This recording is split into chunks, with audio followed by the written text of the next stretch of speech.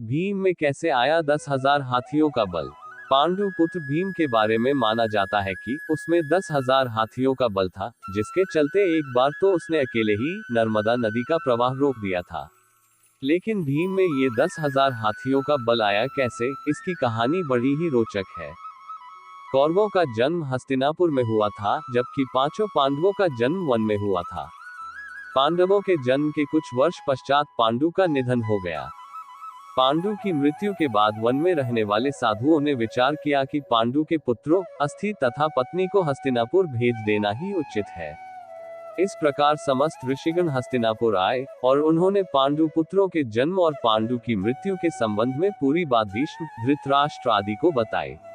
भीष्म को जब ये बात पता चली तो उन्होंने कुंती सहित पांचों पांडवों को हस्तिनापुर बुला लिया। हस्तिनापुर में आने के बाद पांडवों के वैदिक संस्कार संपन्न हुए। पांडव तथा कौरव साथ ही खेलने लगे।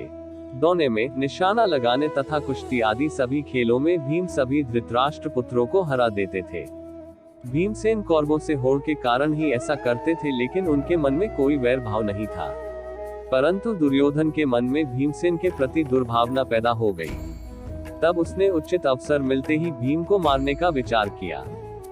दुर्योधन ने एक बार खेलने के लिए गंगा तट पर शिविर लगवाया। उस स्थान का नाम रखा उदकक्रीडन। वहां खाने पीने इत्यादि सभी सुविधाएं भी थी। दुर्योधन ने पांडवों को भी वहां बुलाया। एक दिन मौका पाकर दुर्योधन ने भीम के भोजन में विष मिला दिया। विष के असर से जब भीम अचेत हो गए तो दुर्योधन ने दुशासन के साथ मिलकर उसे गंगा में डाल दिया। भीम इसी अवस्था में नागलोक पहुंच गए। वहां सांपों ने भीम को खूब डसा, जिसके प्रभाव से विष का असर कम हो गया। जब भीम को होश आया तो वे सर्पों को मारने लगे। सभी सर्प डरकर नागराज वासुकी के पास गए और पूरी बात बताई। तब वासुकी स्वयं भीमसेन के पास गए। उनके साथ आर्यक नाग ने भीम को पहचान लिया। आर्यक नाग भीम के नाना का नाना था। वह भीम से बड़े प्रेम से मिले। तब आर्यक ने वासुकी से कहा कि भीम को उन कुंडों का रस पीने की आज्ञा दी जाए, जिनमें हजारों हाथियों का बल है। वासुकी ने इसकी स्वीकृति दे दी।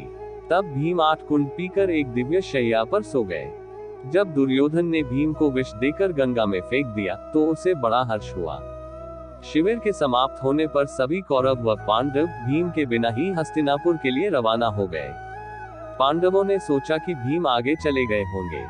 जब सभी हस्तिनापुर पहुंचे तो युधिष्ठिर ने माता कुंती से भीम के बारे में पूछा। तब कुंती ने भीम के न लौटने की बात कही।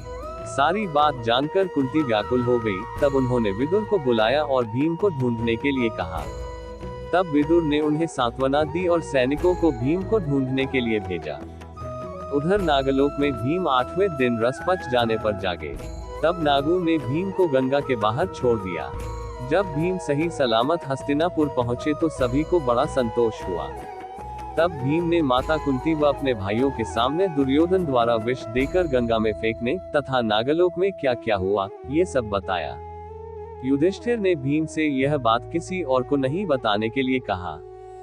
दोस्तों, अगर वीडियो पसंद आई हो तो इसे लाइक और शेयर जरूर कीजिएगा। अगर आपने हमारे चैनल मोटिवेशन वेद्या को सब्सक्राइब नहीं किया तो जरूर करिए।